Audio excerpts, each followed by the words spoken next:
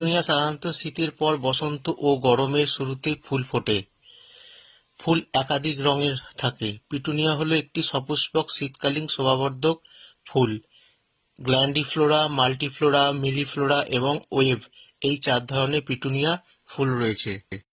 Petunia হলো দক্ষিণ আমেরিকার বংশোদ্ভূত ফুলের উদ্ভিদের 20 রকম প্রজাতির একটি প্রজাতি। পিটুনিয়া অপেক্ষাকৃত কঠোর অবস্থা ও গরম জলবায়ু সহ্য করতে পারে, কিন্তু তুষারপাত নয়।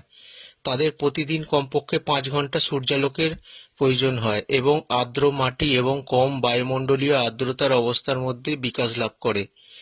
এগুলি বীজ থেকে উৎপন্ন হয়। বেশিরভাগ অঞ্চলে একবার সপ্তাহে জল দেওয়া যথেষ্ট। ঝুলন্ত ঝুড়িতে ও অন্যান্য পাত্রে ঘন ঘন জল দেওয়া প্রয়োজন।